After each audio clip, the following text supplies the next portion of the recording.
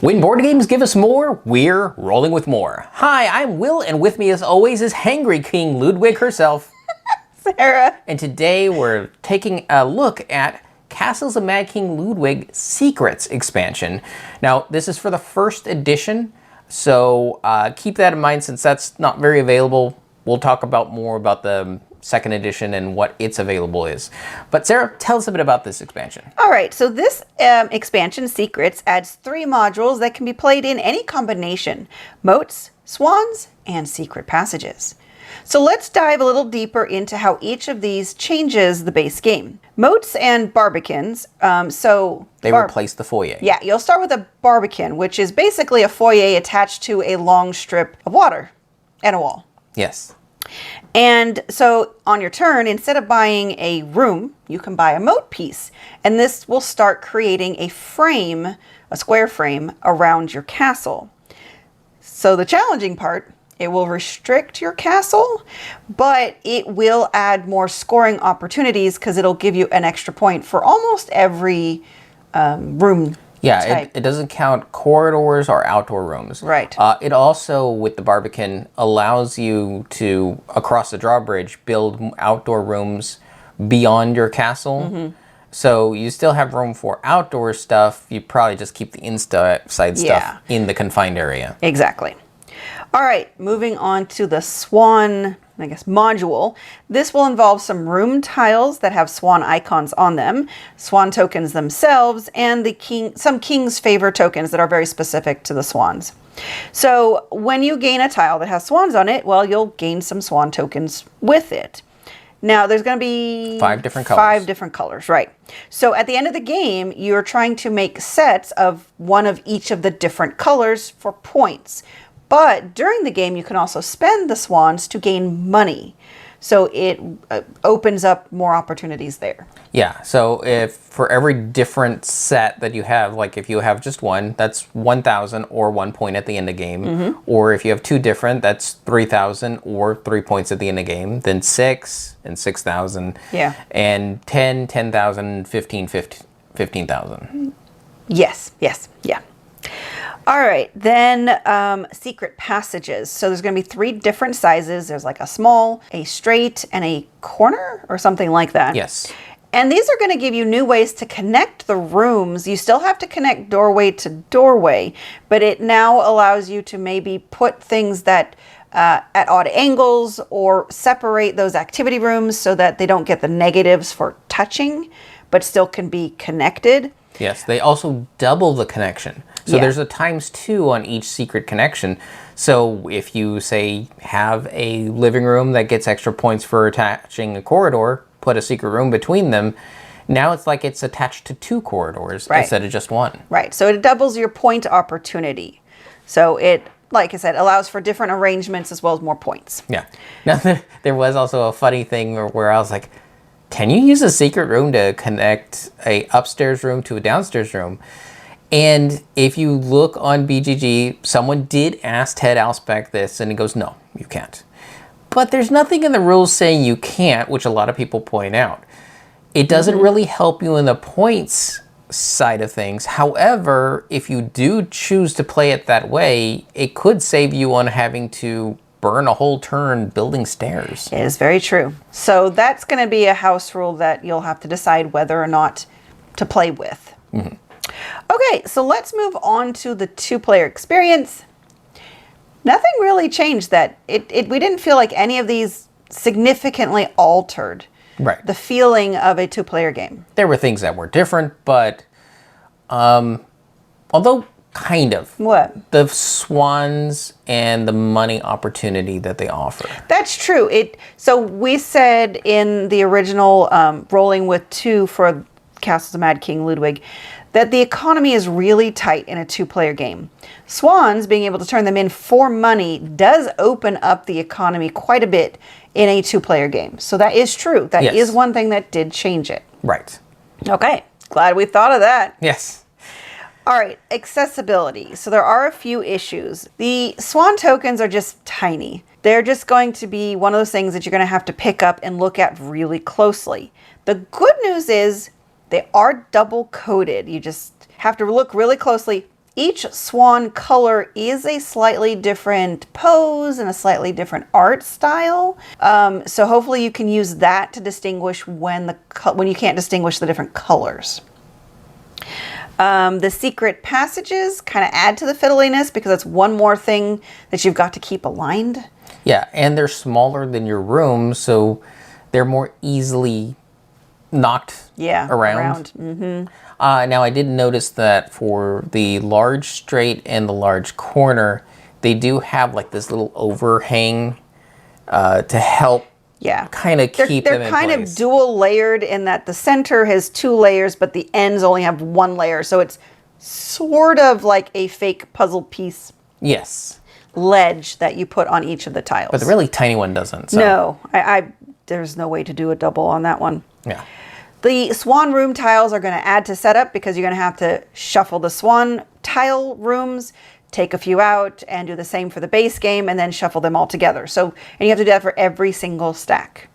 Yeah, it becomes very fiddly. You're like, okay, you have 3 tiles of this shape. Take one of those out, then mix it with 2 more of this one, and put it together, and do that for these 3. Oh, now these are the small tiles, so you're going to add 3 from the original 2. And it felt like doing math. Yeah. At some points, they're like, okay, do I have the everything? Good news is it means that you're going to see the swan tiles, which is nice because you want to be able to see them more than not. It's just going to add to the setup. I mean, if you really, truly don't care, you could just shuffle it all together and just see whatever happens. Just it's not going to be as even. Yeah. Modes are going to add to the cognitive complexity with the spatial reasoning because now you're going to have a new border, but you may not, because of the way the moats score, when you score them when you acquire them. So you get 1 point more for each of the buildings inside. So you want to build up your castle a bit before you add them. So you kind of have to judge based on your barbican and the water row that you get there, that you don't go too far left and right as too far deep. or too far up or whatever. And you're going to have to just kind of try to figure that out until you start buying moat pieces. So that can add to the spatial reasoning complexity of the game. Yeah, and they make it so that whatever player count, if everyone's going after moats, someone's going to not be able to complete their entire moat. Yeah, I don't quite get that, but it is what it is. It's there for reasons. Competition. Yes, competition. Okay, so that covers all the accessibility issues and things that we found. Before we get to our ratings, let's talk about what we do like and what we don't like. But for what we do like, it did create higher scores. Yes, the secret passageways with that ×2 connectivity, that does double up some pretty nice scoring potentials because some of the rooms can give you like upwards of 3 points if it's connected to the right room. So that just turned a 3 connection into a 6 connection. Yeah, it can make that really nice. And then the swan tokens too, if you don't spend them for money, you've got set collection. And the more you have in a set, the more points you're going to have. Or the more sets you have. Right. And the moats too, if you can figure out how to make them work, that can be a significant amount. Plus, if you can actually manage to complete the square of the moat, you get a room tile completely for free. Yes. So that's pretty amazing too. So like we said previously, we really like that the swan tokens help the 2-player economy. That just really opened it up so that we weren't always so, okay, well, I've got to spend this turn to get 5,000 because I just don't have enough. Yes.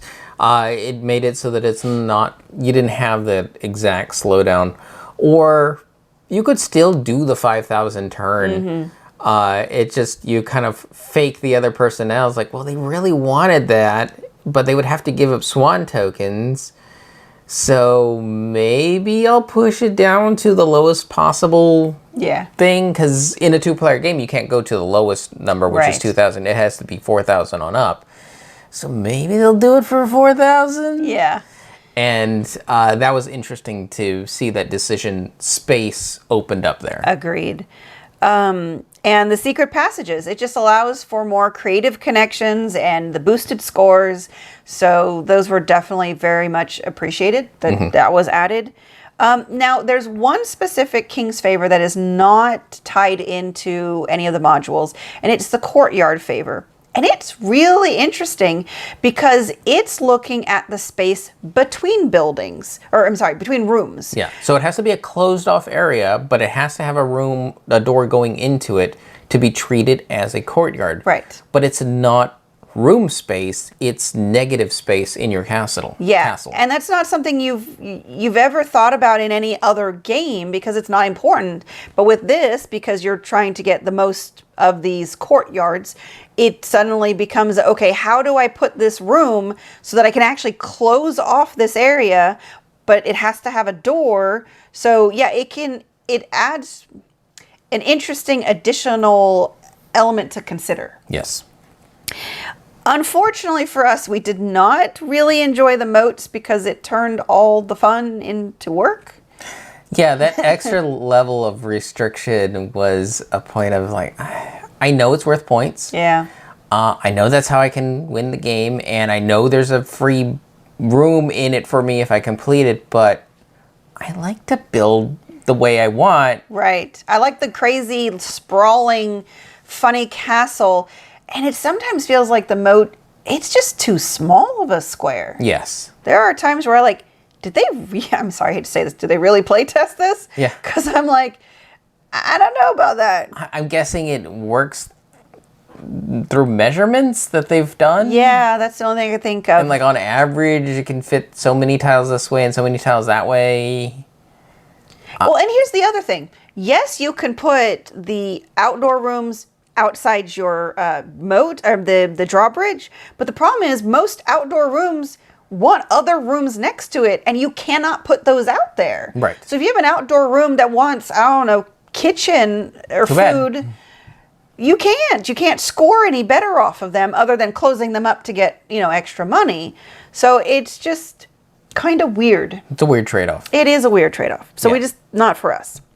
All right, I think that covers most of what we like and don't like about it. So let's go over our ratings. So for our ratings, we each have 1d6 worth of ratings to give. 1 is low, 6 is high. We give a number, a reason why, add them together and see what it rolled for us. Now for the base game, you gave it a 4, Yep. I gave it a 5. What did Castles of Mad King Ludwig's Secrets do in terms of ratings? I think it kind of stayed the same because there's aspects I like and there's aspects I don't like. So I don't like the moat. So there's one of the 3 modules that I just don't ever want to play with. The swans are interesting, but the setup for it kind of balances out the fun I get from the swans. So the only thing that was the easiest thing to add was the secret passages. But it's also the smallest module. Yeah, it's also the smallest module because you only get one of each size. So it only slightly changes my feeling of playing the game, so it's not enough to boost it up or tear it down. So it's still a 4. Yeah. For me, same thing. 5 is still my number I'm sitting at because this does a lot of tweaking without a lot of changing. Yeah. Yeah, I feel the same way about each of the modules, just how you said it. I'm not so bothered by the swans because there's already a lot of setup just out of the base game. That's true. This kind of just changes that. It might add a little bit of extra time, but it's still a lot of setup regardless if I'm playing the base game or with swans. So that's fine. Secret passage is the easiest thing to put in, and moats are just kind of, yeah, I can see their benefit. I don't necessarily want to think that way. Yeah, I don't see us really adding moats for most of our games. Yes. So 9 out of 12. Not bad. Not terrible. Just the same. Yep. Now, who this is for, first of all, this is a first edition. Don't really recommend going and trying to get, unless you have the first edition of the game and you just never got secrets. And what you want are tweaks to your game. Yeah, and you want the tweaks. Because that's the whole thing. This game, the expansion secrets just kind of tweaks things. The good news is if you have or are going to get the second edition, there's a new, I think they just call it expansions. Expansion. Yes. Castles of Mad King Ludwig expansion.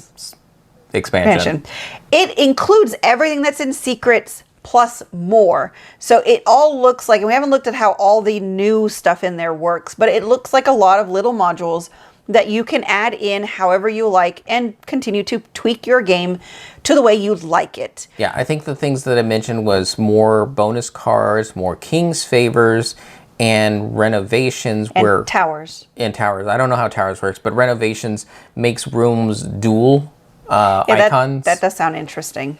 Yeah, so even more scoring opportunities. Yeah. It looks like it's just going to be like this, just more so with more tweaks. Right. So if some of this sounds interesting, you might want to look at the second edition. If you like really falling in love with it, check out the collector's edition. Everything about that looks super amazing in terms of quality. This for us... Not for your pocketbook. No, not for your pocketbook. This game for us, when we saw that collector's edition, we don't play this enough to warrant it for us. And so this edition works for us. I wouldn't tell people to go seek out the first edition. Go take a look at the second edition. Yeah, the second one definitely just seems like an overall improvement. Right. They've done better graphic design and probably have streamlined the rules, hopefully, and things like that. Yes. Okay. All right, Sarah. Yes. What's the secret? What's the secret to what? To Castle of Mad King Ludwig. It's Mad King Ludwig's secrets. Well, the secret is he loves swans. But I guess the secret's out now because there's swans everywhere. Secret. I thought it was because he was a bad building inspector. That too. And we've been rolling with more. And remember, if you have any questions, comments, or concerns, you can reach out to us on the various social media platforms at Rolling with Two. That's TWO. We are on Twitter, Facebook, and Instagram. And on YouTube, please like and subscribe.